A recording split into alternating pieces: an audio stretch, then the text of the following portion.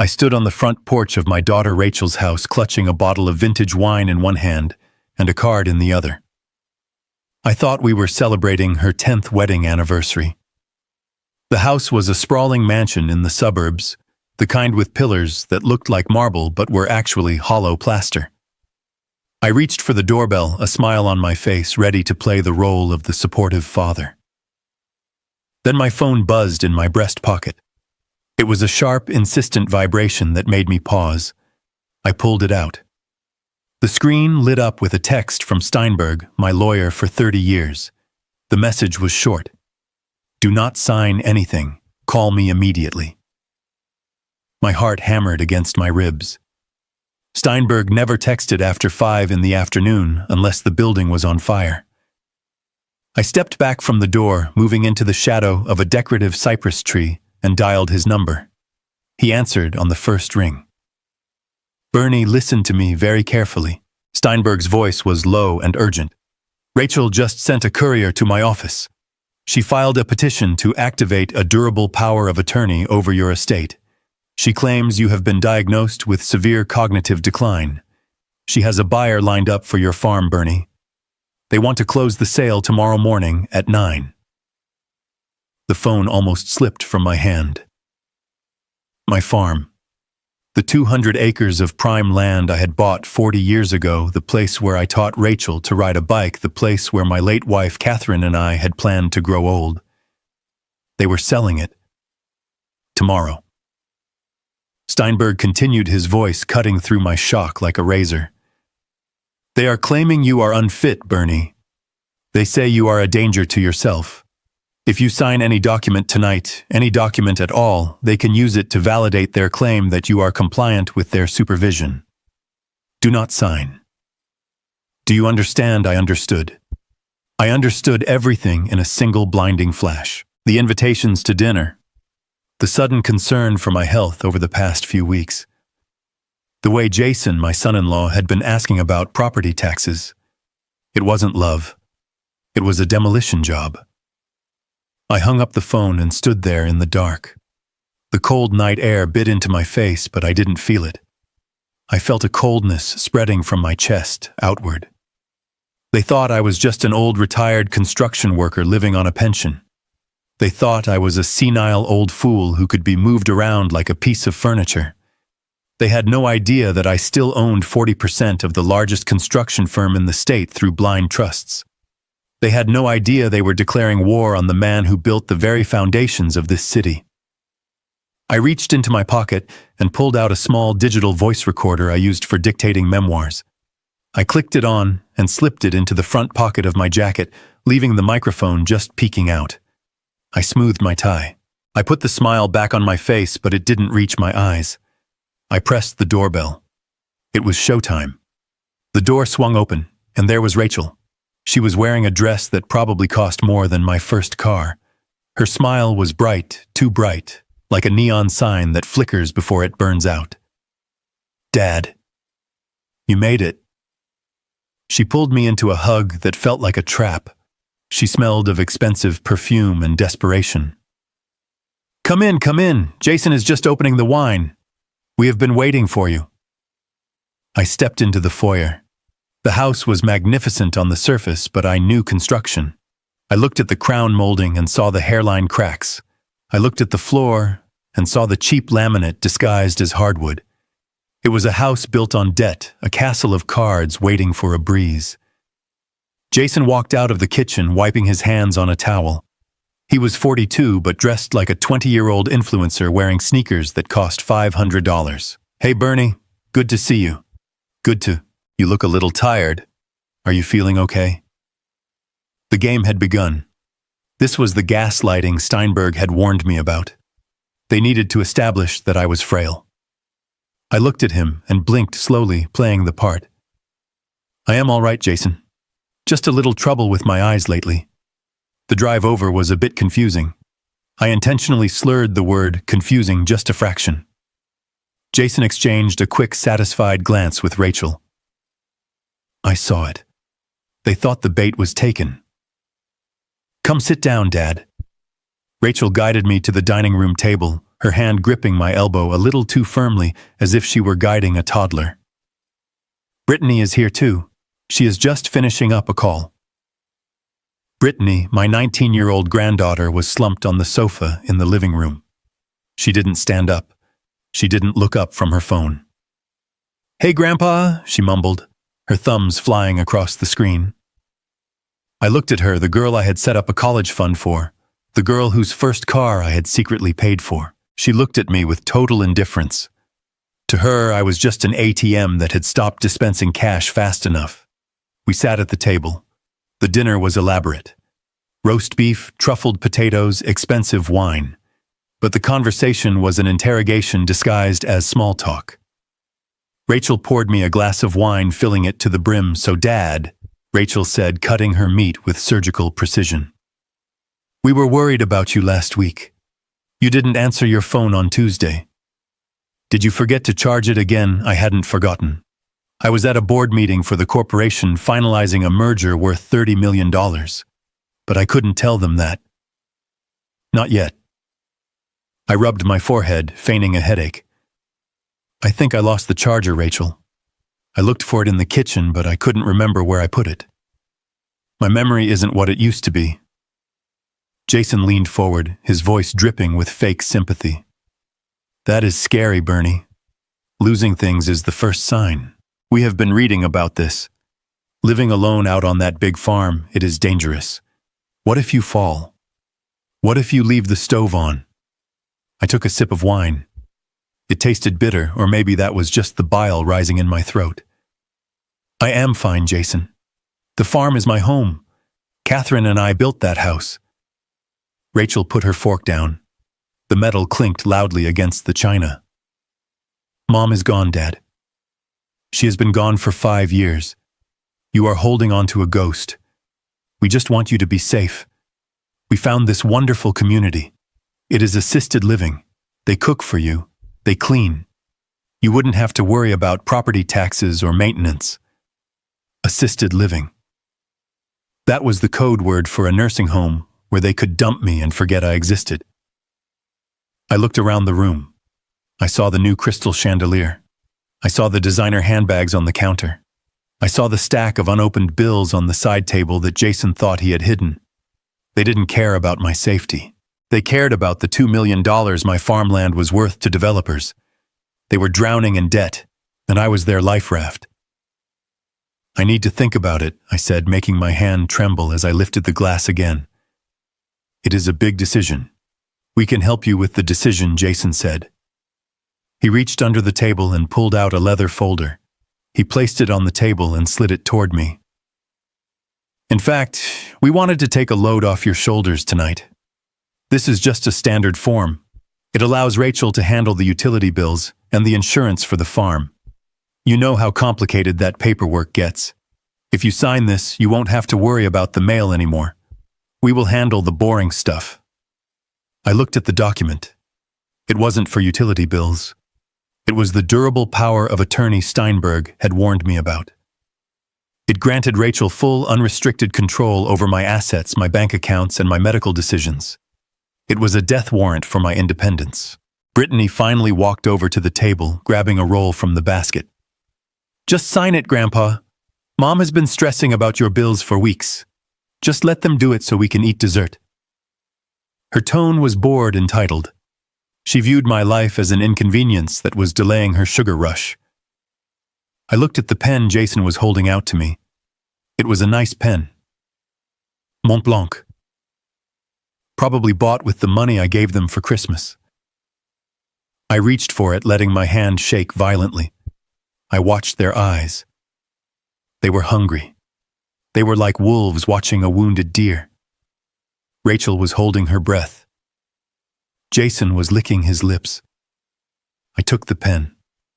I brought the tip down to the paper. I saw Rachel's shoulders relax. She thought she had won. She thought the old builder was finally pouring the concrete on his own tomb. Then I jerked my hand. The wineglass tipped over. The deep red liquid splashed across the white tablecloth, soaking the document, turning the legal paper into a soggy red mess. "Oh no," I cried out, dropping the pen. I am so clumsy. Look what I did. I am so sorry. I tried to dab at the paper with my napkin, effectively tearing the wet page right down the middle where the signature line was. Jason stood up so fast his chair fell backward. Jesus, Bernie, watch what you are doing. The mask slipped. For a second, the caring son-in-law vanished, and the desperate, angry debtor appeared. Rachel shot him a warning look. Jason took a deep breath, clenching his fists. It is okay, Dad. It is just wine. We can print another copy. No, no, I said, standing up shakily. I am ruining everything. I am making a mess. I feel dizzy. I think I need to go home. I forgot to take my heart medication. I need to go home right now. Rachel stood up, blocking my path. Dad, you can't drive if you are dizzy. Stay here. We will print the paper and you can sign it, then you can sleep in the guest room. I looked her in the eye. This was the woman I had carried on my shoulders at parades. This was the woman I had comforted when her first boyfriend broke her heart. Now she was a stranger. I cannot stay, Rachel, I said, allowing a rare tone of steel to enter my voice before masking it with frailty again. If I don't take my pill in the next hour, Dr. Vance said I could have an episode. You don't want me to have a heart attack right here on your rug, do you? The mention of a heart attack made her pause. If I died before signing it would go to probate, and that would take months. They didn't have months. Steinberg had told me they were 30 days away from foreclosure. They needed the farm sold this week. Fine. Rachel snapped, her patience fraying. Go home. Take your medicine. I will bring the papers to the farm tomorrow morning. We will do breakfast. Just you and me. I shuffled toward the door. Jason was staring at the ruined document, his face pale. He knew they were running out of time. I opened the front door and the night air hit me again. I turned back to look at them one last time. Happy anniversary, I said. I walked to my truck, my steps heavy but steady. I climbed in and locked the doors. I pulled the recorder out of my pocket and pressed stop. I had it. I had the pressure, the lies about the document's content, the admission that they were targeting the farm. I started the engine. I wasn't going home to sleep. I was going to Steinberg's office. He was waiting for me. We had a lot of work to do before the sun came up. My daughter wanted to play games with my legacy. She wanted to treat me like a child. Tomorrow I was going to show her what a grown man does when his family declares war. I drove away from the house of lies, and for the first time all night I smiled. But it wasn't a nice smile. It was the smile of a man who was about to foreclose on his own family. The heavy oak door of Steinberg's private office clicked shut behind me, sealing out the hum of the city. It was 1 a.m, but the lights were blazing. This room smelled of old leather, expensive scotch, and billable hours. It was a smell I usually associated with victory, with closing multi-million-dollar deals for the Kowalski Group. Tonight, it smelled like a funeral home. Steinberg was sitting behind his massive mahogany desk, his tie undone, looking at a thick file spread out in front of him. He didn't look at me like a friend tonight. He looked at me like a general briefing a commander who had just been shot in the back. I walked over to the sidebar and poured myself a glass of water. My hands were steady now. The tremors I had faked at Rachel's dinner table were gone. I took a long drink, washing away the taste of that expensive wine and the lies my daughter had fed me. Steinberg watched me. He knew who I really was. To the world, to my neighbors, and even to my own ungrateful family, I was Bernie, the retired foreman, who lived on a pension and drove a 10-year-old truck. They saw the calluses on my hands and assumed I was simple. They didn't know that those calluses came from building the skyline of this city. They didn't know that the BK emblazoned on the cranes towering over downtown stood for Bernie Kowalski. I had kept my name off the Forbes list and my face out of the papers to protect them, to keep them grounded. What a spectacular failure that had been. Steinberg cleared his throat. He tapped a finger on the file. Bernie, we have a problem. A big one. Mike just sent over the financials on Jason and Rachel. It is worse than we thought. I sat down in the leather chair opposite him. Give it to me straight, Arthur. Don't sugarcoat it. I have built skyscrapers in hurricanes. I can handle a little rain. Steinberg slid a stack of papers across the desk. It wasn't rain, Bernie. It is a tsunami. Wow. Your son-in-law, Jason, the genius entrepreneur, isn't just having a bad month. He is drowning. He leveraged their house to buy into a cryptocurrency scheme 6 months ago. He lost everything. The bank sent a notice of default last week. They are 30 days away from foreclosure. I picked up the document. It was a foreclosure notice from First National. I saw the numbers. $500,000 in debt, $500,000. My jaw tightened. This was why they were so desperate. This was why they needed my farm. They weren't trying to help me manage my bills. They were trying to liquidate my life to cover their gambling losses. But that is not all, Steinberg said, his voice dropping an octave. Mike found something else. He got access to their private messages. You need to see this, Bernie. But I warn you, it is going to hurt more than the money. He handed me a tablet. On the screen was a chat log between Rachel and her best friend, a woman I had known since she was in diapers. I started reading. The timestamp was from 2 days ago. Rachel wrote, I don't know how much longer we can stall the bank. We need the money from the farm now. Her friend replied, can't you just ask him for a loan? He has savings, right? Rachel's response made the blood freeze in my veins. Asking him takes too long. He is so stubborn. He clutches those pennies like they are gold bars. Besides, he is useless now. He is just a bag of bones taking up space. I am just waiting for him to kick the bucket so we can finally live the way we deserve.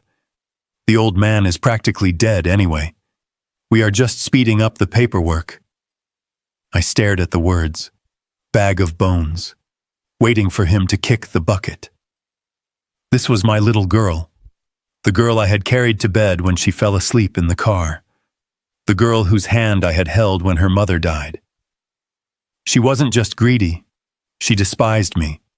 She saw me as an obstacle, a piece of debris to be cleared from her construction site. The door to the office opened and Mike walked in. He was a former homicide detective, a man who had seen the worst of humanity, and even he looked uncomfortable. He didn't say hello. He just walked over and placed a flash drive on the desk. Mr. Kowalski, Mike said, his voice gravelly. I verified the doctor they are using. Dr. Vance. He has a record. He lost his license in Ohio for overprescribing opioids. He got it back here on a technicality. He is in debt to the same loan sharks Jason borrowed money from to cover his tracks. They aren't just looking for a diagnosis, Bernie. They bought one. I closed my eyes for a second. The betrayal was total.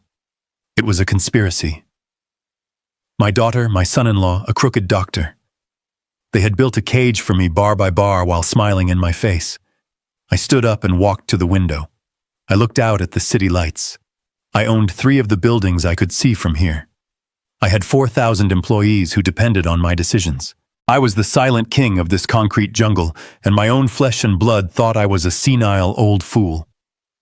I turned back to Steinberg and Mike. My face was stone. The pain was there deep in my gut, burning like a coal, but I pushed it down. I replaced it with the cold, hard logic of business. When a building has a rotten foundation, you don't patch it. You demolish it. Steinberg looked at me, his pen poised. What do you want to do, Bernie? We can file a restraining order. We can show them these texts. We can stop the power of attorney hearing before it even starts. No, I said. My voice filled the room, authoritative and final. That is what a victim does. I am not a victim. If we stop them now, they will just find another way. They will wait until I actually get sick. They will come back like termites. No, we are going to let them proceed. Steinberg frowned. Bernie, that is dangerous. If they get that signature... They won't, I interrupted. Listen to me. Here is the plan. First, I want you to move all my liquid assets, everything that isn't tied down in the corporate trusts. Move it to the account in Zurich. Tonight. Leave the local checking account with just enough to keep the lights on at the farm. Let them think that is all I have." Steinberg nodded, typing furiously. "Done." "What else?" I pointed to the foreclosure notice on the desk. "Who holds the note on Rachel's house, First National?" Steinberg said. "I want you to buy it," I said. "Use the holding company, the one with the obscure name. Omega Holdings. Buy their debt. Buy Jason's car loans. Buy every cent of debt they have. I don't want them owing the bank. I want them owing me." Mike let out a low whistle. "That is cold, Mr. Kowalski." "It is business," I said. "They want to play games with property rights. Let's teach them a lesson in ownership." And Steinberg, regarding the construction company, draft a new directive for the board. Effective immediately, any contracts with vendors associated with Jason's failed crypto partners are terminated. Scorched earth. Steinberg looked up, a small shark-like smile touching his lips. "You are going to squeeze them. I am going to crush them," I corrected. "But they need to believe they are winning. They need to walk into that trap thinking they have the cheese. Tomorrow Rachel is going to take me to see this Dr. Vance. She wants a diagnosis. I will give her a performance that will win an Academy Award. I will be the most confused, helpless old man she has ever seen. I want that doctor to sign that paper. I want them to commit the crime. I want it on record." Mike tapped the flash drive. "I can wire you up, Bernie. Audio and video. We can catch Vance soliciting a bribe or falsifying the exam." "Do it," I said. "I want high definition. I want to see the sweat on his forehead when I take him down." I walked back to the desk and picked up the tablet again. I looked at the message one last time. "Old bag of bones." I set the tablet down gently. They think I am dying. They think I am weak. They are about to find out that I am the one who holds the sledgehammer. Steinberg stood up. "It will take me all night to structure the debt acquisition." "Bill me," I said. "Bill me for every second." I walked toward the door. My step was light. The exhaustion was gone. I had a project now. It wasn't a skyscraper or a stadium. It was a lesson. A lesson in respect. I paused at the door. "One more thing, Arthur." "Yes, Bernie." "Find out where Brittany wants to go to college." Steinberg checked his notes. "She has been talking about fashion school in Paris. Very expensive." "Buy the building," I said. Steinberg paused, his pen hovering. "Excuse me." "Buy the building that houses the school," I said calmly. "If I am going to pay for her education, I might as well be her landlord too.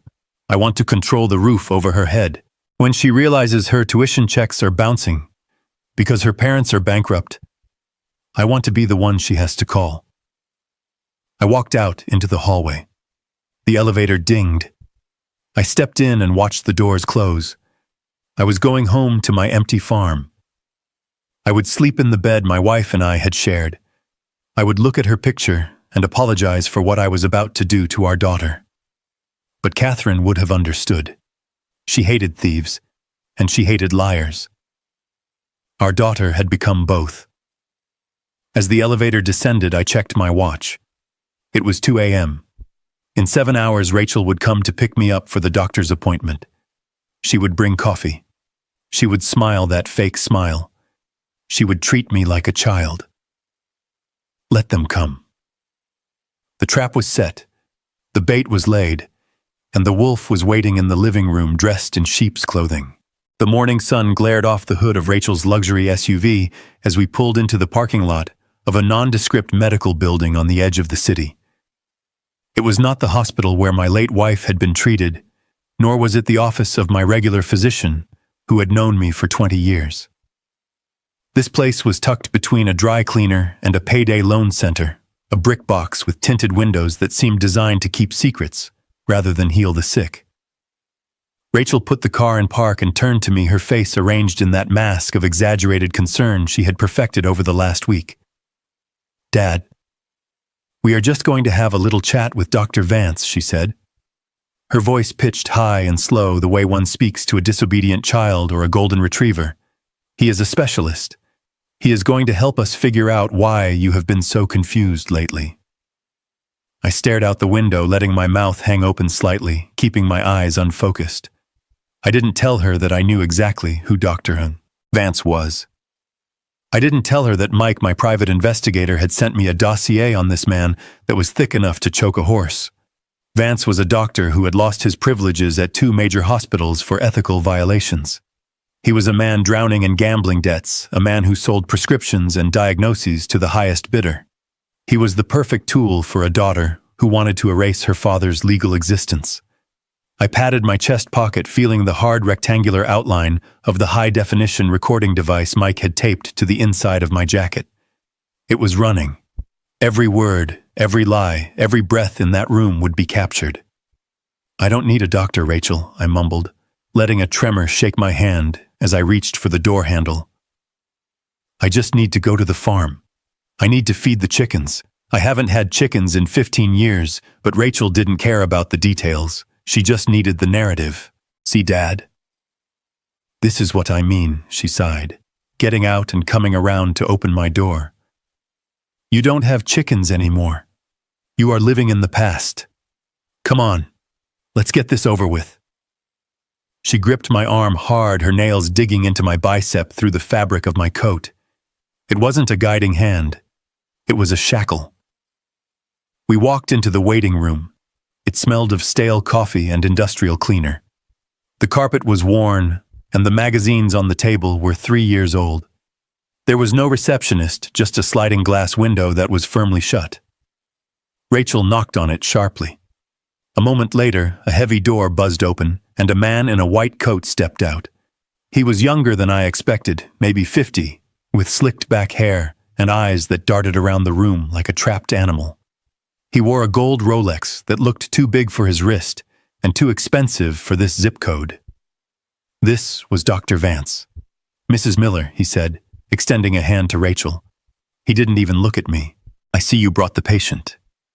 "Yes," Dr. Rachel said, lowering her voice to a conspiratorial whisper. "He has been worse this morning. He thinks he has livestock to feed. He forgot where he was 3 times on the drive over. We need that assessment today. The insurance needs it immediately." She had almost slipped. She almost said the bank. They needed the competency ruling to finalize the foreclosure bailout and sell my land. Vance nodded, his eyes finally sliding over to me. He looked at me not as a person, but as a transaction. A quick signature, a fat envelope of cash, and his bookie would be off his back for another month. "Come on back, Bernie." Vance said, his tone oily and dismissive. "Let's take a look at you." I shuffled after him, dragging my feet, letting my shoulders slump. We entered an examination room that was barely larger than a closet. The examination table paper was wrinkled as if it hadn't been changed since the last patient. Vance sat on a rolling stool and gestured for me to sit on the exam table. Rachel stood by the door, arms crossed, guarding the exit like a prison warden. So Bernie Vance began clicking a pen. He didn't pick up a stethoscope. He didn't check my blood pressure. He went straight for the kill. "Do you know what year it is?" I looked at the ceiling, squinting as if trying to recall a distant memory. "It is 1998. I asked, my voice quavering. "No, wait. Is Clinton still the president?" I saw Rachel smirk in my peripheral vision. She was enjoying this. She was watching the mighty Bernie Kowalski, the man who demanded perfection on every job site, reduced to a babbling fool. Vance scribbled on his clipboard. Disoriented to time and place, he muttered loud enough for the recording to pick up. "Okay, Bernie.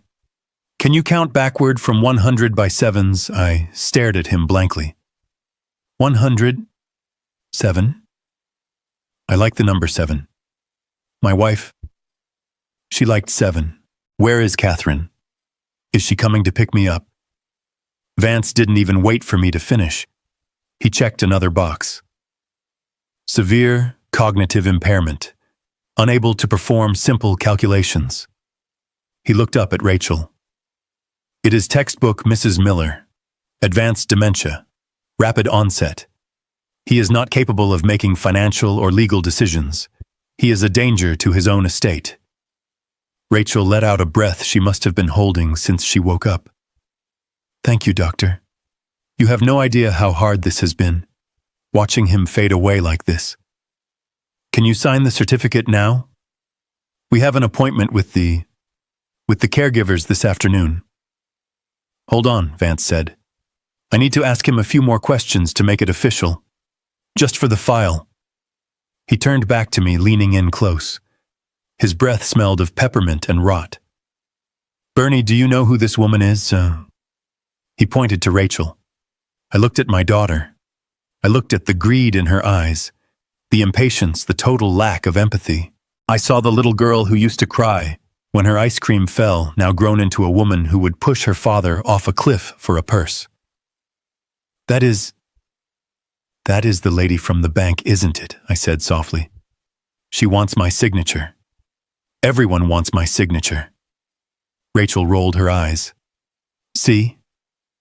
He doesn't even know me. Vance nodded, flipping the page. Okay, Bernie. I am going to prescribe you something to help you calm down. It is called haloperidol. It will help with the agitation. This was it. The trap. I knew haloperidol. I knew it because when I built the psych ward at St. Jude's 10 years ago, I had read the spec sheets on the pharmaceutical storage protocols. It was a heavy antipsychotic. Used on elderly patients, it was often called a chemical restraint. It turned people into zombies. If he prescribed that without a proper physical workup, without checking my heart history, it was malpractice. It was assault. I widened my eyes, leaning forward, dropping the senile act just enough to deliver the payload. Haloperidol. I asked, my voice suddenly clear, though I kept the volume low. Is that like the Thorazine they used to give the boys in the Union I read in the Federal Register? Title 42, Section 483. That chemical restraints are illegal in nursing facilities without a specific diagnosis of psychosis. Are you saying I am psychotic? Dr. Vance froze. His pen stopped moving. He looked at me, really looked at me for the first time. I had just quoted the code of federal regulations regarding the rights of nursing home residents. It was a specific, dense piece of legal knowledge that no dementia patient would recall, let alone cite in context. For a second, panic flared in his eyes. He realized I had just referenced a federal statute. He looked at Rachel, then back at me. He was trying to figure out if I was lucid or if I was just parroting something I had heard on a news program. I leaned back, letting my mouth go slack again, returning to the character. I saw it on the TV. I mumbled, drooling a little. The man on the TV said, Section 483. He said the bad doctors go to jail. Do you like jail? Doctor, my friend, he went to jail in Ohio. For pills. Opioids. He lost his license. Just like the man on the TV. Vance turned pale. I had just referenced his past. I had just told him in the coded language of a madman that I knew about Ohio. I knew about the license he lost. I knew who he was. Rachel, oblivious to the duel happening between us, stepped forward impatiently. What is he talking about? He is rambling again. Just sign the paper, doctor. Vance swallowed hard. He was sweating now. He looked at me and he saw the glint in my eye. He knew something was wrong. But he was trapped. He needed Rachel's money. He was in too deep to back out now. If he refused to sign, Rachel would demand a refund of the bribe she had likely already paid him.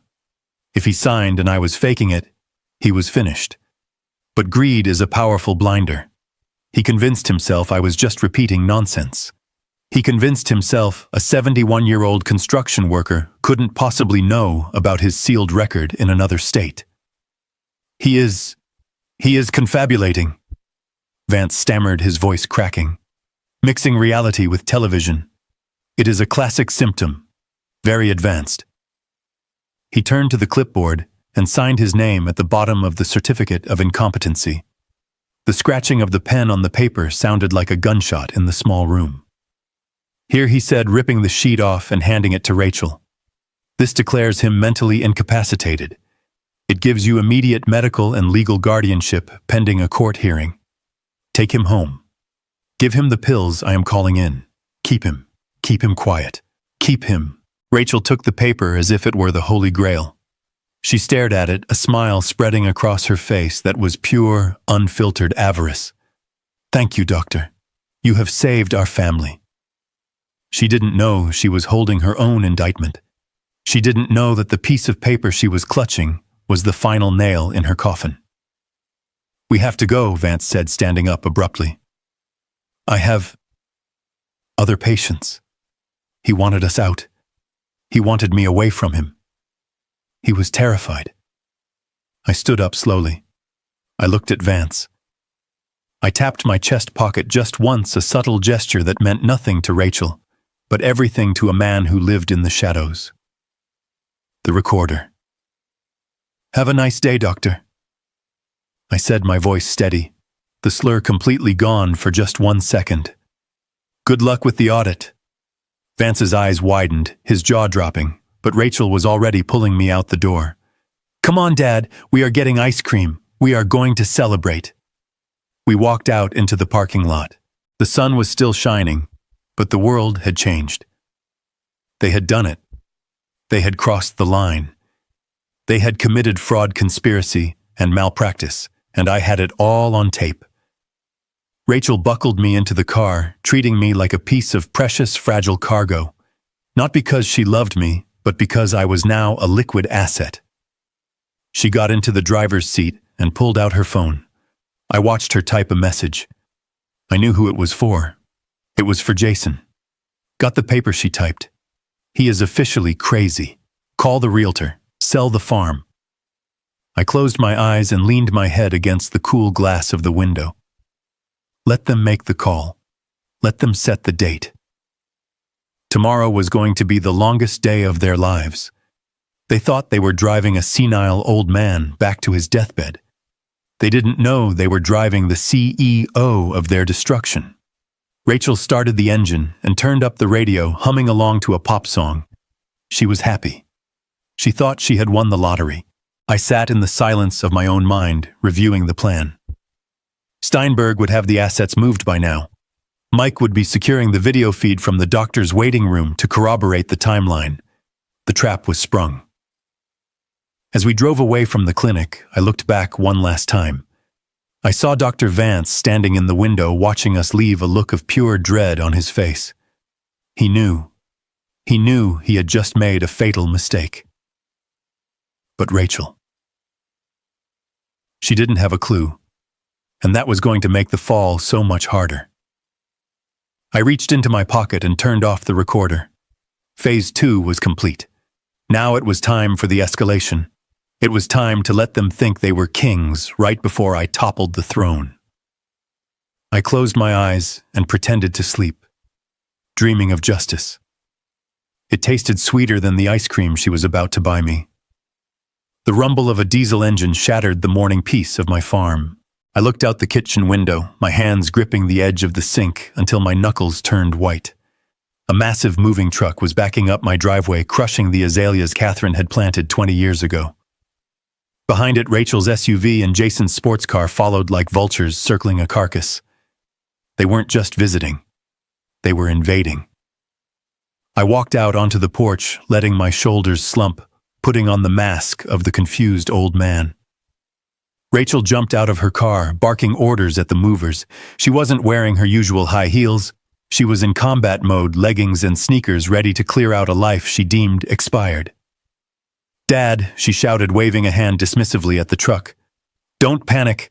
We are moving in. Dr. Vance said you need 24-hour supervision. We can't trust you alone out here anymore." I watched 2 burly men carry a leather sofa, my leather sofa, out of the living room and dump it on the grass.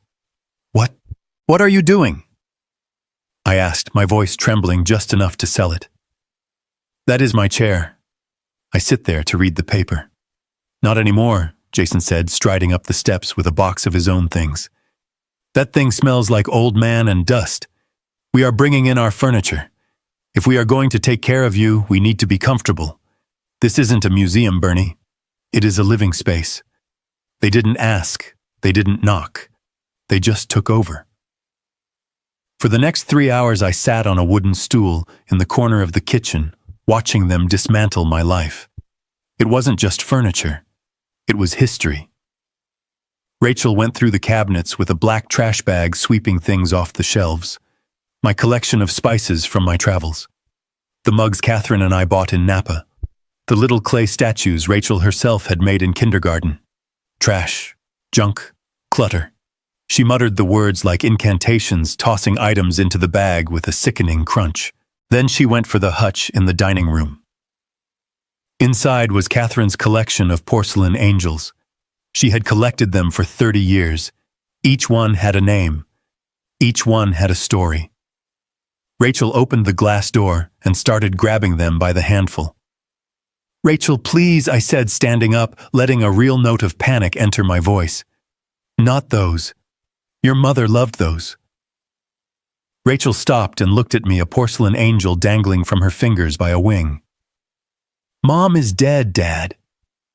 These are just dust collectors. You don't need them. You probably don't even remember where half of them came from." She dropped the angel into the trash bag. The sound of it shattering against the other debris was a physical blow to my gut. I sat back down, lowering my head. I wasn't hiding my face to cry. I was hiding my face so she wouldn't see the cold, hard rage in my eyes. I added the price of those angels to the mental ledger I was keeping. The bill was getting higher by the minute. By noon, the house was unrecognizable. My furniture was either on the lawn or in the dumpster they had ordered. Their modern, sterile furniture filled the rooms. The warm oak and leather were replaced by glass and chrome. It looked like a hotel lobby, cold and impersonal. Then came the final insult. Jason walked into the kitchen drinking a beer he had taken from my fridge. "All right, Bernie, let's get you settled." We took the master bedroom, obviously. We need the space for our office setup to manage your estate.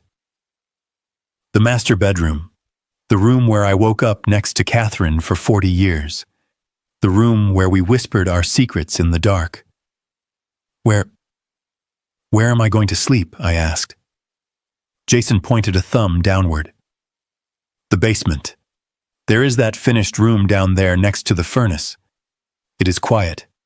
You won't be disturbed by us moving around upstairs. Plus, it is cooler down there. Good for your circulation." The basement room was a storage closet. It had a small window that looked out at the dirt. It smelled of damp concrete and oil. They were putting the owner of the estate, the man who built this house with his own 2 hands, into the cellar like an unwanted dog. I didn't fight. I couldn't. If I fought, they would call the police. They would show them Dr. Vance's paper. They would say I was violent. I shuffled to the stairs carrying the one small suitcase they had allowed me to keep. "It's okay," I mumbled. "I like the quiet." I spent the afternoon in the semi-darkness of the basement, sitting on a cot they had set up. I could hear their footsteps above my head. Thump, thump, thump. The sound of invaders walking on my ceiling. I turned on the recorder again. I needed every second of this. Around 6 in the evening, the noise level changed. It wasn't just footsteps anymore. It was bass. Heavy rhythmic music vibrating through the floorboards. Laughter. Shouting. Brittany had arrived. I walked up the stairs, slowly opening the door to the kitchen. The scene was chaotic. Brittany had brought 4 friends, college kids with expensive clothes and loud voices. They were in my kitchen, eating my food, drinking my liquor. The patio doors were open, and some of them were out by the pool, a pool I had built for Rachel when she was 10. Brittany was sitting on the counter holding a martini glass. She saw me standing in the doorway, looking worn and gray in my old cardigan. She didn't jump down. She didn't introduce me. She rolled her eyes. "Ugh, ignore him," she said to a boy with bleached hair standing next to her. "That is just Grandpa. He is basically the help at this point. He comes with the house like the furniture. The boy laughed, a cruel braying sound. Does he talk, or is he just for decoration? Brittany smirked. He thinks he talks. Mostly he just mumbles about the good old days. He is totally senile. My parents are taking over everything tomorrow. We are going to turn this place into a party house for the summer before we sell it. I stood there gripping the doorframe. The help. Decoration. I had set up a trust fund for this girl that would have paid for her entire life. I had planned to buy her an apartment in Paris, and she was treating me like a ghost in my own home. I walked over to the sink to get a glass of water. The bleached hair boy didn't move out of my way. I had to reach around him. He bumped my shoulder, spilling some of his drink on my sleeve. "Watch it, old man," he snapped. I looked at him. I memorized his face. I would find out who his parents were. I would find out where they worked.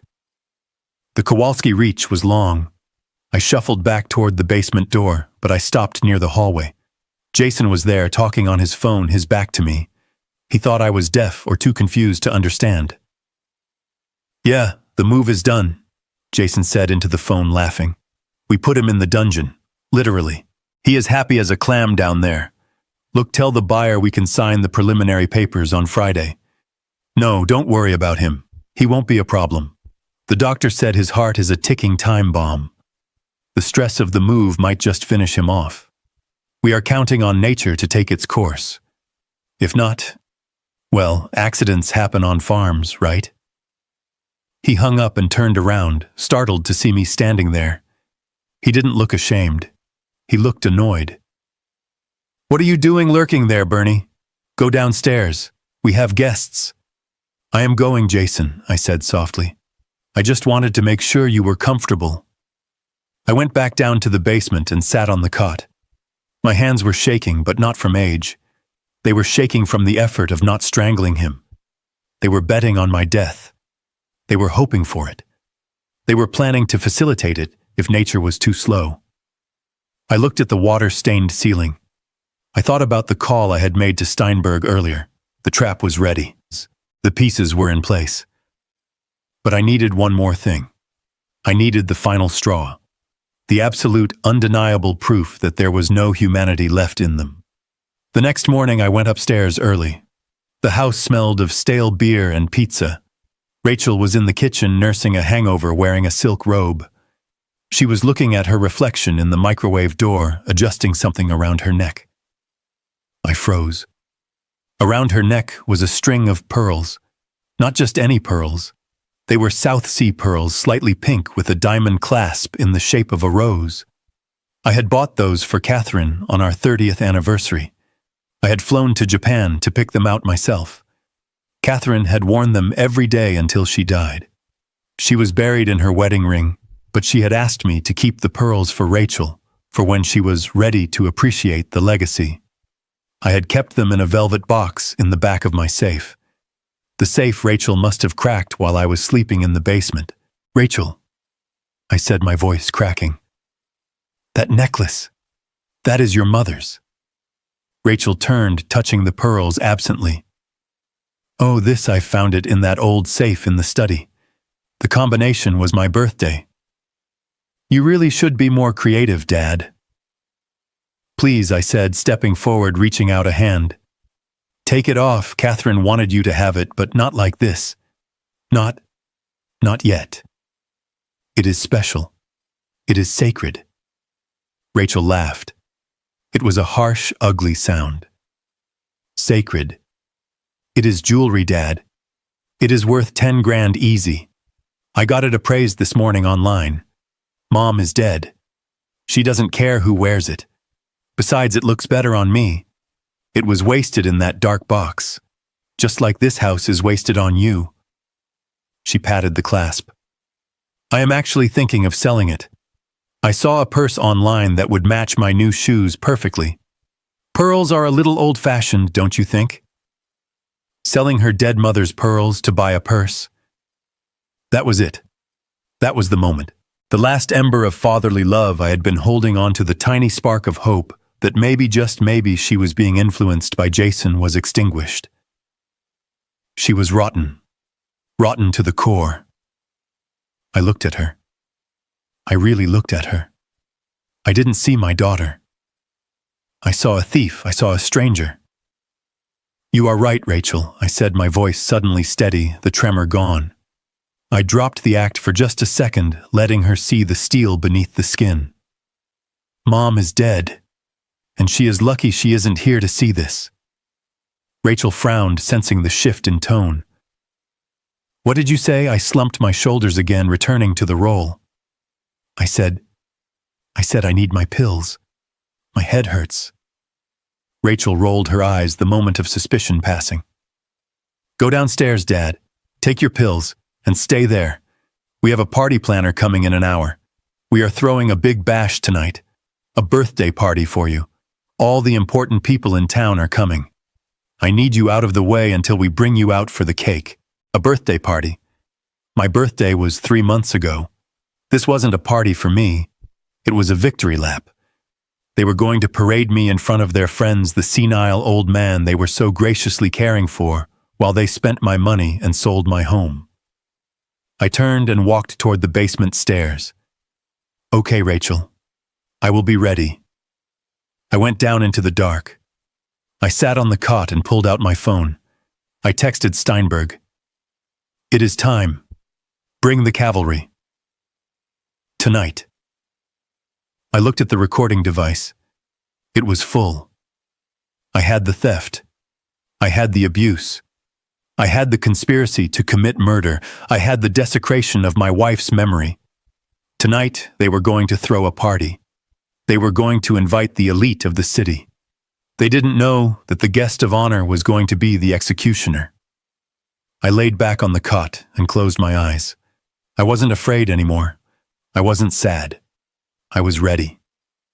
The Kolaski demolition crew was on site, and the wrecking ball was swinging. The sun had barely set when the invasion entered its final phase. My farm, usually a sanctuary of cricket songs and rustling leaves, was now vibrating with the thumping bass of a sound system that cost more than my first truck. Floodlights bathed the backyard in an artificial blinding white glow, washing out the stars I used to watch with Catherine. They had set up a white tent on the south lawn, crushing the winter wheat I had planted as a cover crop. It wasn't just a party. It was a coronation. They were crowning themselves the new kings and queens of my empire, and I was the court jester they were dragging out for one last laugh. Rachel came down to the basement to get me at 7. She had changed again. Now she was wearing a shimmering gold dress that clung to her like a second skin, her hair piled high on her head in an intricate style that screamed money. She looked at me sitting on my cot in my stained cardigan and frowned. She didn't see her father. She saw a smudge on her perfect picture. "Get up, Dad," she snapped, throwing a garment bag onto the cot. "Put this on. We have guests arriving in 10 minutes. I won't have you looking like a hobo." I opened the bag. It was a cheap, ill-fitting suit. Polyester. It felt like sandpaper against my fingers. It was a size too big, likely bought off the rack at a discount store while she was shopping for her gold dress. I stood up slowly, letting my knees crack, playing the part of the creaky old man. I struggled with the buttons, making my hands shake violently. Rachel sighed, a sound of pure, unadulterated annoyance. "God, you are helpless. Here, let me do it."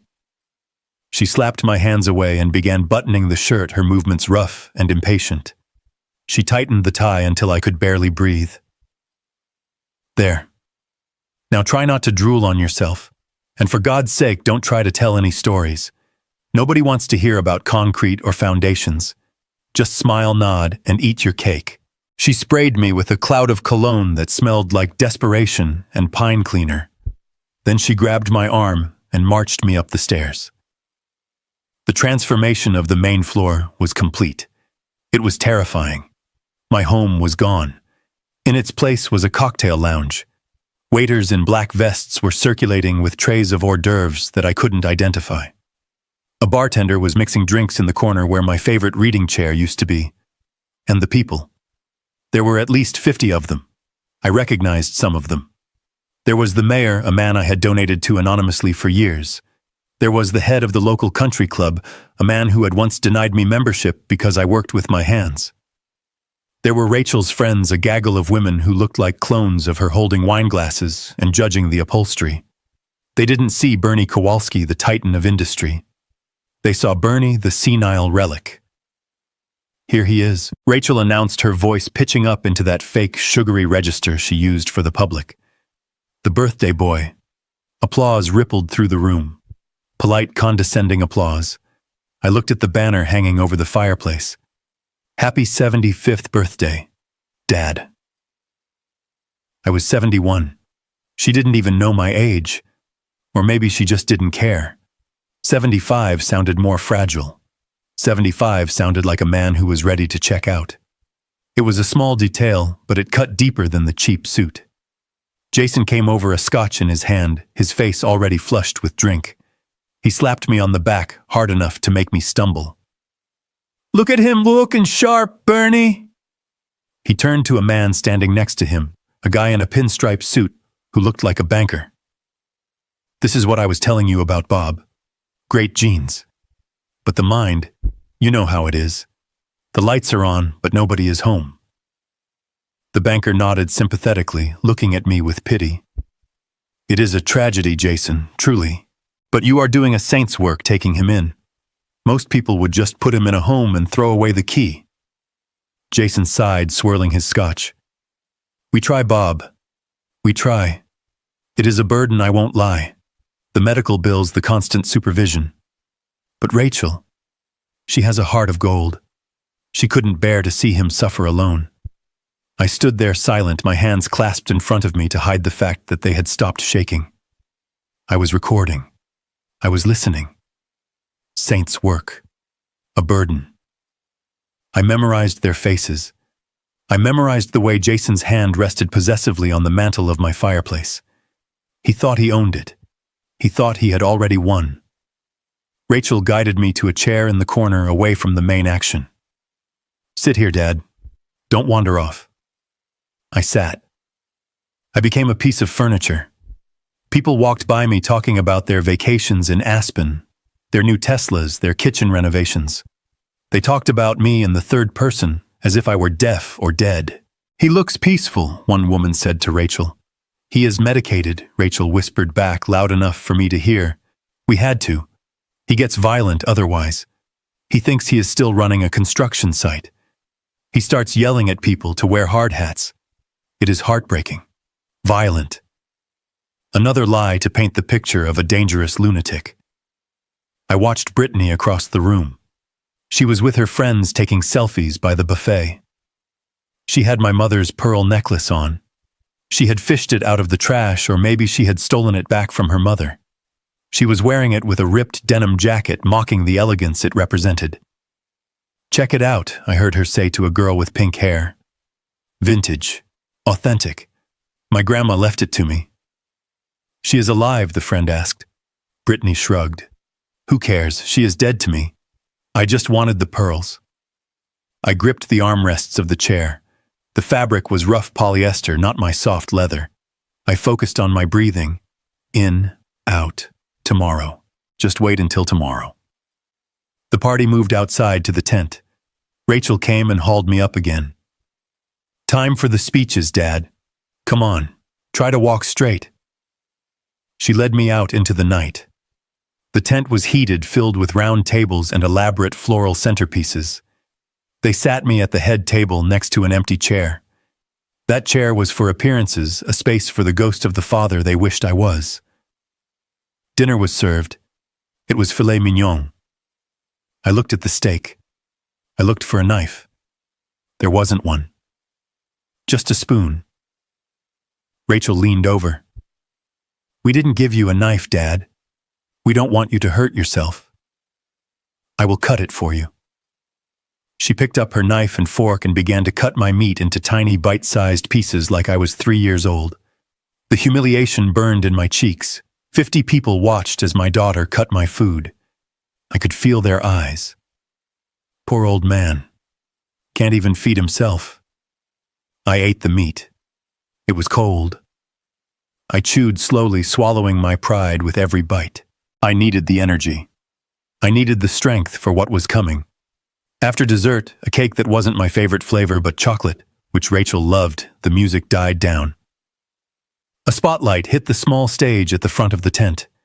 Rachel walked up to the microphone holding a glass of champagne. She looked radiant. She looked like a predator who had just taken down a gazelle. "Thank you all for coming," she said, her voice trembling with practiced emotion. "It means the world to Jason and me to have our friends and family here. Tonight is about celebrating my father, Bernie." She gestured to me. A polite round of applause followed. I didn't wave.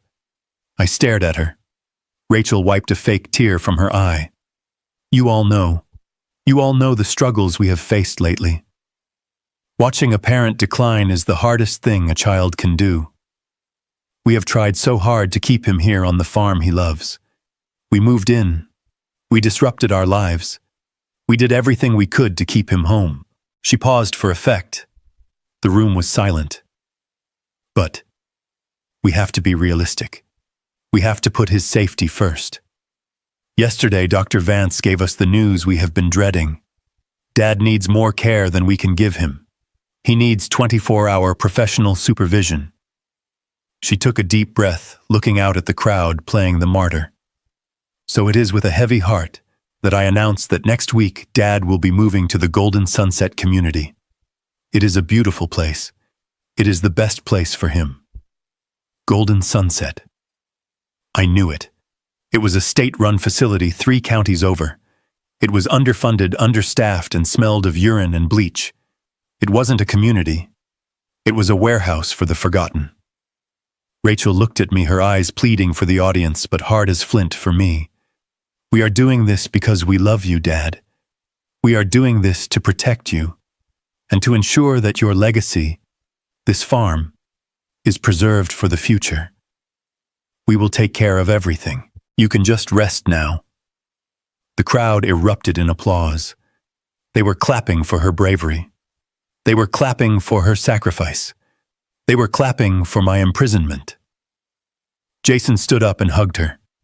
Brittany clapped without looking up from her phone. I sat there. The spotlight caught the tears in Rachel's eyes, glistening like diamonds. They were fake. Everything about this night was fake. The cake, the smiles, the concern. It was a play, and I was the prop. But props don't talk back. Props don't fight. Rachel walked back to the table, flushed with victory. She sat down next to me and placed her hand over mine. The crowd went back to their drinks, the show over. "You did good. Dad," she whispered, her nails digging into my skin. "You didn't make a scene. I am proud of you." I looked at her hand. I looked at the diamond ring she wore, a ring upgrade she had bought last month. I looked at her face, but I didn't see my daughter anymore. I saw a stranger. I saw an enemy. I slowly pulled my hand away from hers. I reached for my glass of water. I took a sip. Then I turned to her. I didn't scream. I didn't yell. I didn't throw the cake. I smiled. It wasn't the vacant smile of a dementia patient. It wasn't the polite smile of a guest. It was a smile that didn't reach my eyes. It was a smile that showed teeth. It was the smile I used when I walked into a boardroom, knowing I held 51% of the voting stock. It was a smile that said, "I know." Rachel frowned, her brow furrowing. She pulled back slightly. "What?" "Why are you looking at me like that?" I leaned in close enough to smell the expensive champagne on her breath, close enough to see the pores under her foundation. "The cake is dry, Rachel," I said. My voice was steady. It was deep. It was the voice of the man who commanded steelworkers and electricians. Rachel blinked. "What I said, the cake is dry," I repeated. "You should have ordered vanilla. Mom always made vanilla." Rachel stared at me. The fog of her triumph momentarily cleared. She heard the clarity. She heard the lack of a stutter. She heard the memory. You remember what kind of cake Mom made?" she stammered. I remember everything, Rachel, I said softly. I remember the cake. I remember the pearls. I remember the doctor.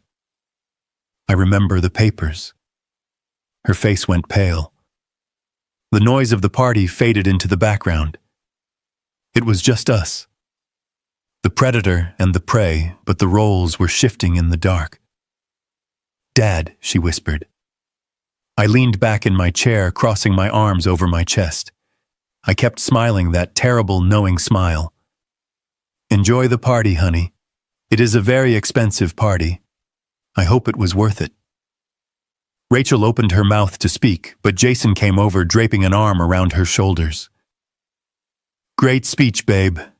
They ate it up. Look at him. He is happy as a clam. He doesn't even know what is happening. Rachel looked at Jason, then back at me. She looked terrified. She saw the intelligence in my eyes, the sharp, cutting focus that Dr. Vance swore was gone. She saw her father.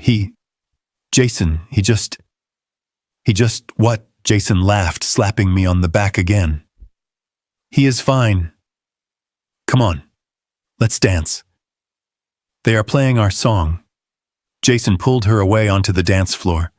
Rachel kept looking back at me over her shoulder, her eyes wide with a dawning, creeping horror. She knew. Somewhere deep in her gut, she knew something was wrong. I watched them dance. I watched them spin in circles under the tent I had paid for, drinking the wine I had paid for, celebrating the theft of the life I had paid for. Let them dance, let them spin. I reached into my pocket and touched the phone. Steinberg had given me a burner phone they didn't know about. I felt it buzz once. It was a text.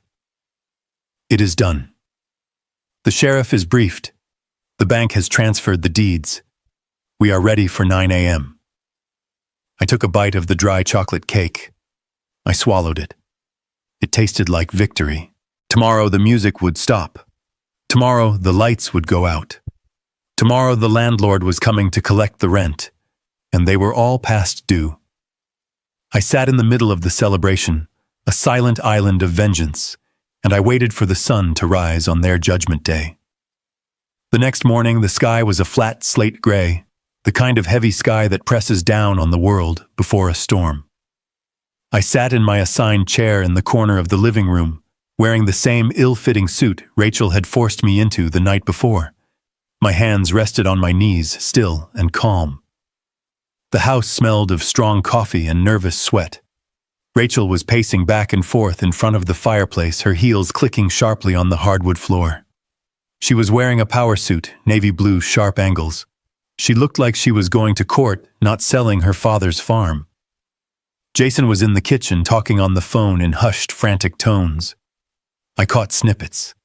Yes, the buyer is on the way. Yes, the cash transfer is set for noon. No, he won't be a problem. He is sedated. I wasn't sedated. I had palmed the pills Rachel gave me with breakfast and flushed them down the toilet. My mind was razor sharp. I was counting the minutes. It was 8:45. Steinberg and the sheriff were parked a mile down the road waiting for my signal. At 9 o'clock, sharp, a black sedan pulled up the driveway. 2 men got out. One was slick, wearing a suit that cost more than my first house. The other was rougher looking, more like a bouncer than a real estate investor. This was the buyer Jason had found. A rapid close specialist. A shark who smelled blood in the water. They walked in without knocking. Rachel greeted them with a handshake that was too firm, too eager. Mr. Sterling, thank you for coming on such short notice. Mr. Sterling looked around the room, his eyes landing on me for a split second, before dismissing me entirely. Nice place, he grunted. Good bones. Shame about the zoning, but we can fix that. Do you have the paperwork? We do, Jason said, rushing in from the kitchen with a manila envelope. Everything is ready. The title deed, the inspection waiver, and the power of attorney. Sterling sat down at the dining table, spreading the documents out. He didn't even look at the fine print. He just pulled a gold pen from his pocket. Let's get this done. I have a flight to catch. Rachel pulled out the power of attorney document, the one Dr. Vance had enabled with his signature. She placed it on the table next to the deed. She picked up a pen. Her hand hovered over the signature line. This was it. The moment of theft. The moment she signed away 40 years of my life for a quick payday. Wait, Sterling said, holding up a hand. Where is the doctor's note? My legal team requires the certificate of incompetency to be attached. Chain of custody, you know. Right here, Rachel said, pulling the paper Vance had signed yesterday out of her purse. She smoothed it out on the table. Dr. Vance signed it yesterday. Severe cognitive decline. He is incapacitated. She glanced at me as she said it. Her eyes were cold. There was no guilt there, only calculation. Sterling nodded. Good. Sign it. Rachel lowered the pen. The tip touched the paper. The ink began to flow. I reached into my pocket and pressed the button on the burner phone. The front door didn't just open. It exploded inward. Sheriff Miller, a man I had known since he was a deputy, strode into the room, his hand resting on his service weapon. Behind him were 2 deputies and Steinberg carrying a briefcase that looked like it contained nuclear codes. Nobody move! Sheriff Miller shouted, his voice booming off the walls. Step away from the table. Rachel dropped the pen. It rolled across the table, leaving a streak of black ink like a scar across the deed. Jason froze in the kitchen doorway, his face draining of color. Sterling looked annoyed, not scared. He was used to legal trouble. What is the meaning of this? Rachel shrieked, finding her voice. We are concluding a private business transaction. Who called you? I did, I said. My voice wasn't the mumbling whisper of the last week. It was the voice I used to direct crane operators from the ground floor. It cut through the chaos like a knife. Rachel spun around. Her eyes widened. Dad. I stood up. I didn't struggle. I didn't shake. I stood up straight, buttoning my jacket with steady hands. I walked over to the table and picked up the power of attorney document. I looked at it, then looked at Rachel. You tried to sell my farm, Rachel. You tried to sell it for pennies on the dollar to a man who bulldozes history for strip malls. And you tried to do it by declaring me dead while I am still standing here. Bernie, Rachel stammered, stepping back. You are confused. The doctor said. The doctor is a liar, Steinberg interrupted, stepping forward. He opened his briefcase and pulled out a thick stack of papers. Dr. Vance is currently in custody. We picked him up 20 minutes ago at his office. He was very eager to cut a deal when we played him the recording. Recording, Jason squeaked. The recording of him signing a false diagnosis in exchange for a cash bribe, Steinberg said. And the recording of you, Mrs. Miller, instructing him to maximize the severity of the diagnosis to expedite the sale. Rachel turned pale. That is illegal. You can't record a doctor's visit, actually. I said, stepping closer to her. In a one-party consent state, I can record any conversation I am a part of, especially when I am the victim of a conspiracy.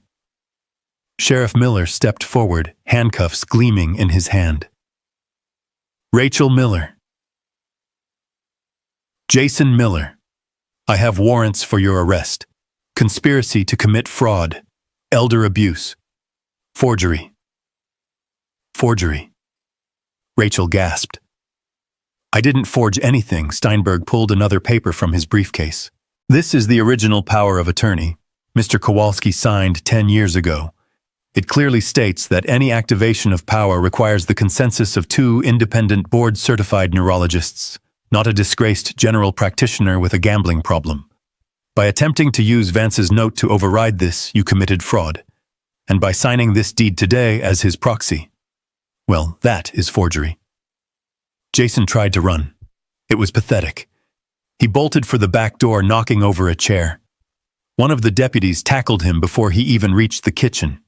He went down hard, screaming about his rights, about how it was all a mistake. Rachel didn't run. She just stared at me. Her eyes were filled with shock, but not remorse. She was shocked she got caught. Dad, please, she whispered. Tell them to stop. I am your daughter." I looked at her. I looked at the woman who had thrown my wife's angels in the trash. I looked at the woman who had put me in the basement. "My daughter died a long time ago," I said softly. "I don't know who you are." The sheriff grabbed her wrists and spun her around. The click of the handcuffs was the loudest sound in the room. Rachel started to cry loud, ugly sobs. It wasn't the cry of a heartbroken child. It was the cry of a narcissist who had lost her audience. Sterling stood up, gathering his things. "Well, this seems like a family matter. I will be going. The deal is obviously off." "Sit down," Mr. Sterling Steinberg said. "You aren't going anywhere. We have questions about your relationship with Jason Miller and the kickbacks you offered him for this quick sale." Sterling sat back down, his face gray. I walked over to the window. I watched as they led Jason out in cuffs, still shouting. I watched them lead Rachel out, her head hung low. I watched my granddaughter Brittany drive up the driveway in her convertible, music blaring only to slam on the brakes when she saw the police cars. I saw the confusion on her face turn to terror as she realized the party was over. I turned back to the room.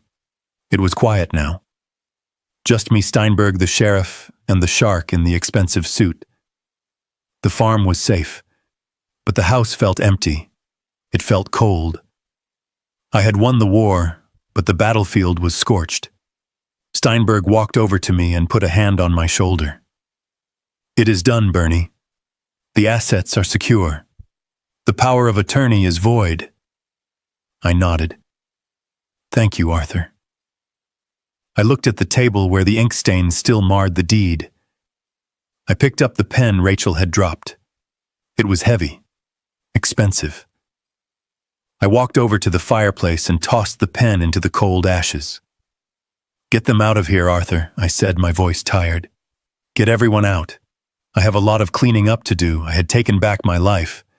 Now I had to figure out what was left of it." The silence of the house settled around me, heavy and absolute. I was alone. But for the first time in weeks, I was free. The room was thick with the smell of fear and ruined ambition. The handcuffs were on, the deputies were standing guard, but Rachel wasn't done. She was never done. Even in chains, her entitlement was a living, breathing thing, thrashing against reality. She twisted in the grip of the officer, her face contorted not with sorrow, but with a fury that was almost impressive in its delusion. "You can't do this," she screamed, her voice shredding the silence of the farmhouse. "It doesn't matter what papers you have, Dad. It is my inheritance, it is my right. I am your only child. Everything you have is going to be mine eventually anyway. We just tried to access it a little early to save the family. Do you want your grandchildren on the street? Do you want us to starve? You owe us this, you owe me." I stood by the fireplace listening to her scream about what I owed her. I thought about the dance recitals I sat through, the tuition checks I wrote without blinking, the down payment on her first house, the car she crashed and I replaced. I thought about the nights I spent working overtime in the freezing cold to make sure she never knew what it meant to be hungry. I walked slowly toward her. The deputies tensed, but Sheriff Miller waved them off. He knew I wasn't going to hit her. I didn't need to hit her.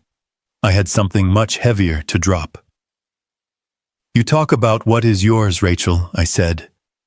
My voice low and calm, a stark contrast to her screeching. "You talk about inheritance as if it is a paycheck you earned. But you didn't earn a dime of it. And as for your family starving, that is an interesting point." I turned to Steinberg. "Arthur, give me the file. The blue one." Steinberg stepped forward, opening his briefcase again. He pulled out a blue folder thick with documents. He handed it to me with a solemn nod. I opened the folder and pulled out a sheet of paper. It wasn't a deed to my farm. It was a deed to a different house. "Do you recognize this?" I asked, holding it up for Rachel and Jason to see. Jason squinted, his face pale and sweaty. That is the title to our house. Our mansion in the Heights." "Correct," I said. "Or rather, it is the foreclosure notice on your mansion. First National Bank initiated proceedings 3 weeks ago because you haven't paid your mortgage in 6 months." Rachel stopped struggling. Her eyes darted from the paper to me. So what? We were going to pay it off with the farm money? That was the plan, so you can't stop the bank. I smiled. It was a cold winter smile. Actually, I can. Because First National doesn't hold your note anymore. They sold the debt last week. Distressed assets. They were happy to get it off their books. Jason's knees seemed to give out. He slumped against the deputy holding him. Who bought it? I did, I said simply. The silence that followed was absolute. Even the air conditioning seemed to stop humming. Omega Holdings. I continued reading from the document. A quiet little investment firm. Very private. I am the sole shareholder. I bought your mortgage, Jason. I bought your car loans. I bought the credit card debt you ran up gambling on digital coins that don't exist. I took a step closer, invading their space, looming over them like the skyscraper I built downtown. I am not just your father anymore, Rachel. I am not just the victim of your fraud. I am your creditor. I am the bank. And unlike First National, I don't offer grace periods. Rachel's mouth opened and closed, but no sound came out. The reality of her position was crashing down on her. She wasn't just going to prison. She was going to prison bankrupt. Jason started to whimper. Bernie, please, we can work this out. I can work. I can pay you back. You can't pay me back, I said, cutting him off, because you don't have a job. I made a call yesterday to the board of directors at your firm.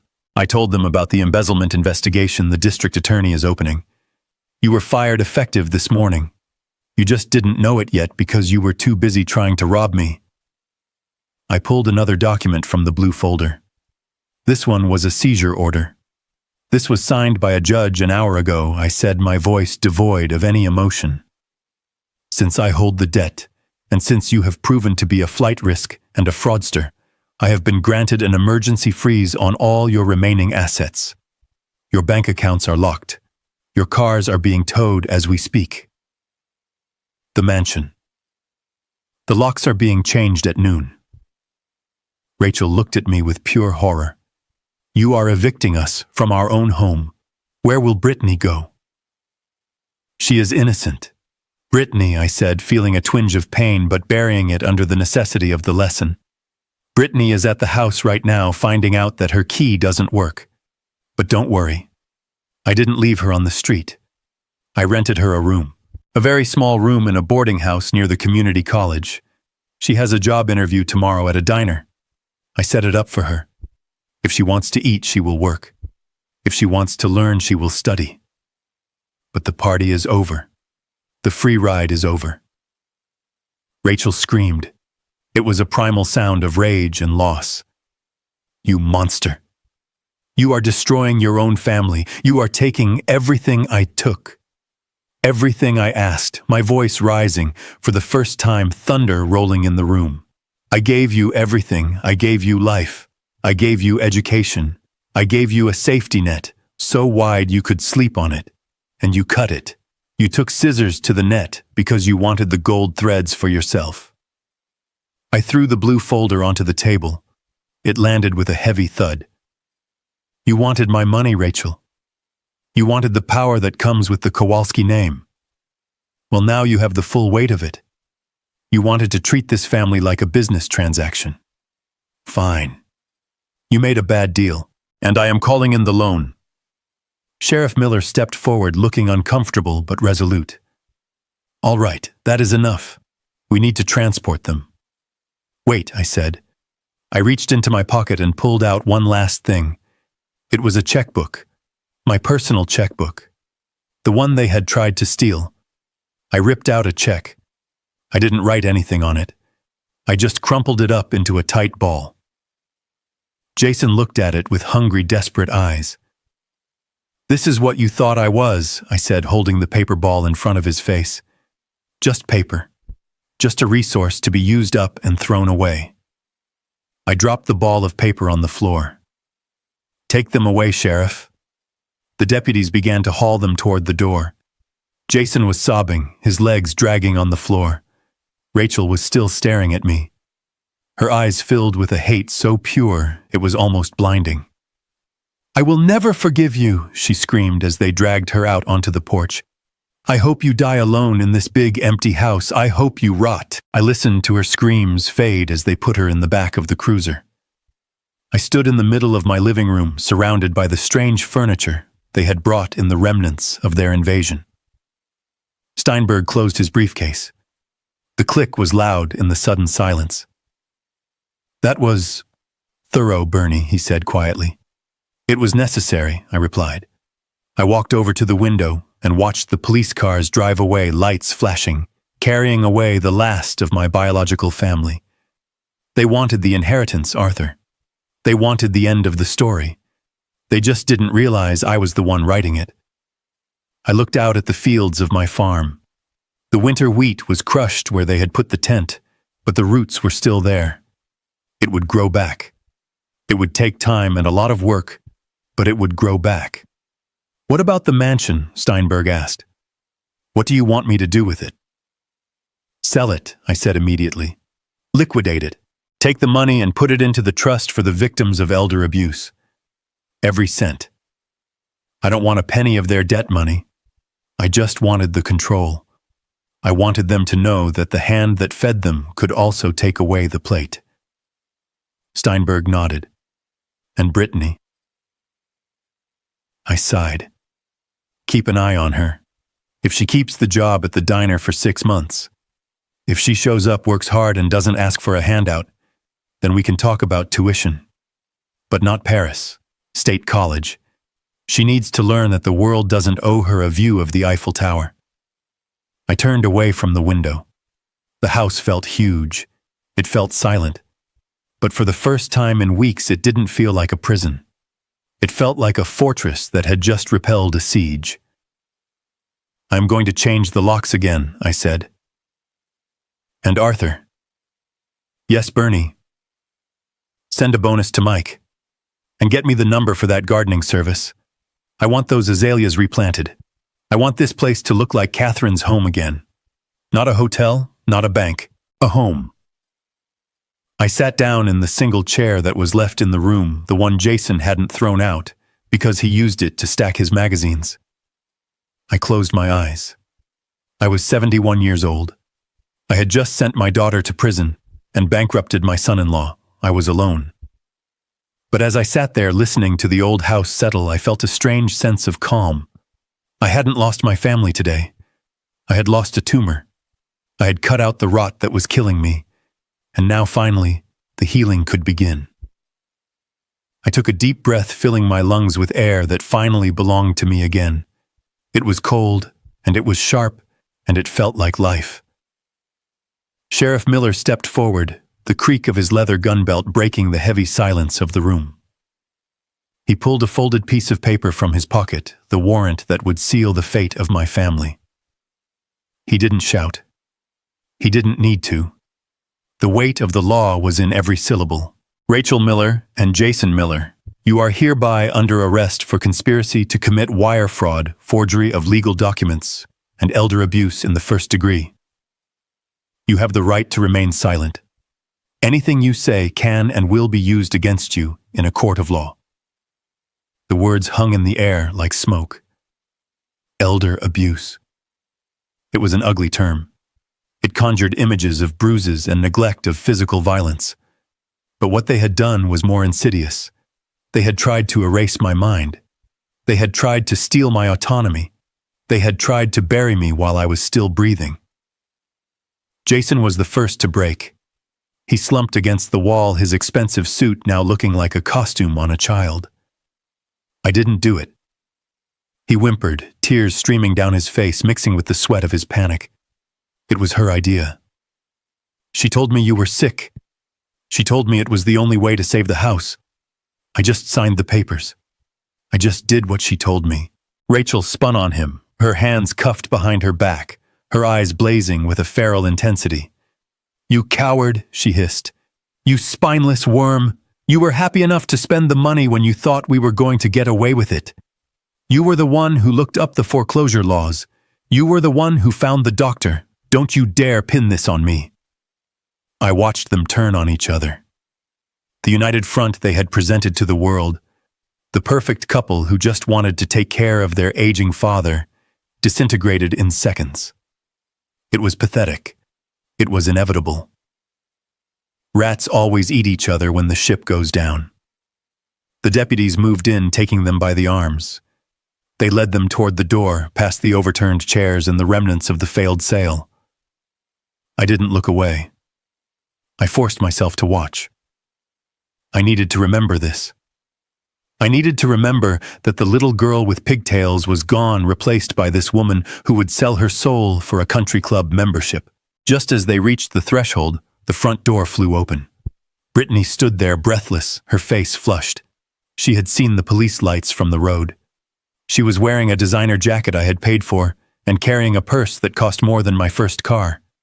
She looked at her parents in handcuffs. She looked at the sheriff. She looked at me. And she didn't run to hug her mother. She didn't ask why her father was crying. She looked at me, her eyes wide with a selfish, piercing panic. "Grandpa," she shrieked, her voice cracking. "What is happening? What about Paris? My tuition is due on Monday. The deposit on the apartment is non-refundable." I felt a coldness settle in my stomach that had nothing to do with the temperature. Her parents were being hauled away on felony charges, and her first thought was her semester abroad. Her only thought was the interruption of her cash flow. The rot had gone deep. It had infected the roots and the branches. Rachel looked at her daughter, a flicker of shame finally crossing her face. "Brittany, honey, call the lawyer." "Call?" She didn't finish. The deputy guided her out the door and into the back of the cruiser. The door slammed shut with a finality that echoed in my bones. I turned my attention to my granddaughter. She was standing in the middle of the room, looking at me with an expression of pure entitlement. She wasn't sad. She was annoyed. She was inconvenienced. "You have to fix this, Grandpa," she said, stomping her foot like a toddler. "I can't miss this semester. All my friends are going. You have money. Mom said you have millions hidden away. You can just write a check, right? Just fix it so I can go." I walked over to the table where the voided deed still lay. I picked up a single sheet of paper I had prepared the night before. It wasn't a check. It wasn't a bank transfer. It was a folded piece of cheap printer paper. I walked over to Brittany. I looked at her, really looked at her. I saw the emptiness in her eyes. I saw the product of a lifetime of getting everything she wanted without ever lifting a finger. I saw my own failure to intervene sooner. "I am not writing a check, Brittany," I said, my voice calm and steady. "There is no Paris. There is no apartment. The trust fund is frozen. Your parents are going to prison, and they are bankrupt. The free ride is over." Her jaw dropped. "You can't do that. That is my money." "It was never your money," I corrected her. "It was my money, and I am done paying for people who despise me." I held out the piece of paper. She looked at it, confused. "What is this? Take it," I said. She snatched it from my hand and unfolded it. She stared at it, her brow furrowing as she tried to make sense of what she was seeing. This is a job application," she whispered, looking up at me with horror. "For a diner, the Rusty Spoon, that place is gross. Why are you giving me this?" "Because I know the owner," I said. "His name is Sal. He is a good man. He needs a dishwasher and a waitress for the morning shift. It pays minimum wage plus tips. If you show up tomorrow at 6 in the morning, he will give you an apron." Brittany looked at the paper as if it were covered in anthrax. "You expect me to wash dishes? I am an influencer. Grandpa, I have followers. I can't work at a diner." "You can and you will," I said, my voice hardening. "If you want to eat, if you want a roof over your head, because I am not paying your rent anymore. I paid the lease on your apartment through the end of the month. After that, you are on your own. If you want to go to college, you can apply for student loans like everyone else. If you want money, you can earn it." She crumpled the paper in her hand and threw it at my feet. "I hate you. You are ruining my life. You are a bitter old miser." I looked down at the ball of paper. Then I looked back at her. No, Brittany. I am saving your life. You just don't know it yet. Your parents taught you that you are owed the world. I am teaching you that the world owes you nothing. I pointed to the door. Now get out. Go home. Pack your things. You have a shift tomorrow morning. Don't be late. Sal hates it when people are late. She stared at me, tears of rage streaming down her face. She waited for me to crack. She waited for the grandpa who used to slip her $100 bills to reappear. But he was gone. He had been replaced by a man who knew that sometimes the kindest thing you can do is let someone fall. She spun around and ran out the door, sobbing. I heard her car start the engine revving aggressively as she peeled out of the driveway. She left the crumpled application on the floor. I bent down and picked it up. I smoothed it out on the table. She would be back. When the hunger set in, when the reality that the credit cards were dead finally hit her, she would be back, and the job would be waiting. I walked to the window and watched the last of the police cars disappear down the long dirt road. The dust settled in the driveway. The silence returned to the farm. It wasn't the heavy, oppressive silence of the last week. It was a clean silence. The air felt lighter. The house felt like it was breathing again. Steinberg was packing up his briefcase. He looked tired. We both were. "Are you okay, Bernie?" he asked softly. I looked around the room. I saw the empty spaces where my furniture used to be. I saw the marks on the floor. I saw the wreckage of my family. "I am fine, Arthur," I said. "I lost a daughter today. But I think I might have saved a legacy." I turned away from the window. The sun was setting, casting long shadows across the floor. It was over. The parasites were gone. The wound was cauterized. Now all that was left was to rebuild. And if there was one thing Bernie Kowalski knew how to do, it was build. The waves crash against the rocks below my balcony with a rhythm that I have finally learned to sleep to. It is a different sound than the wind howling through the cornfields of the farm, but it is a welcome change. I am sitting on the terrace of a glass-walled house on the coast of Maine. The air here is cold and smells of salt and pine. It smells clean. It smells like a place where ghosts cannot follow you. Steinberg sits across from me nursing an iced tea. He looks more relaxed than I have ever seen him. He isn't wearing a tie. For the first time in 30 years, we are just two old friends watching the sun go down over the Atlantic. He reached into his bag, but this time he didn't pull out a crisis. He pulled out a final report. "It is done, Bernie," he said, his voice mixing with the sound of the surf. "The judge handed down the sentences this morning. Rachel got 8 years. Jason got 10. The federal charges for wire fraud pushed it over the edge. They are being transferred to a federal facility in Pennsylvania next week." I nodded, looking out at the gray water. 8 years. My daughter would be nearly 50 when she tasted freedom again. It should have made me sad. A father should weep for his child in chains. But I didn't feel sadness. I felt the satisfaction of a structural engineer who has finally removed a load-bearing wall that was threatening to collapse the whole building. "Did they ask for me?" I asked, taking a sip of my coffee. Steinberg shook his head. "No. Jason was too busy crying. Rachel. She just stared at the wall. She still thinks this is a mistake. She still thinks the world broke its promise to her. She hasn't learned, Bernie. I don't think she ever will." I leaned back in my chair. That is the tragedy, Arthur. It isn't the prison time. It is the fact that she had everything and she traded it for a shortcut that led off a cliff. And the girl I asked. Brittany Steinberg smiled a genuine small smile. She is still at the Rusty Spoon. Sal tells me she was late twice last month and he docked her pay. She didn't quit. She didn't scream. She put on her apron and worked a double shift to make up the difference. She is tired, Bernie. She looks 10 years older than she did at that party. But she is paying her own rent.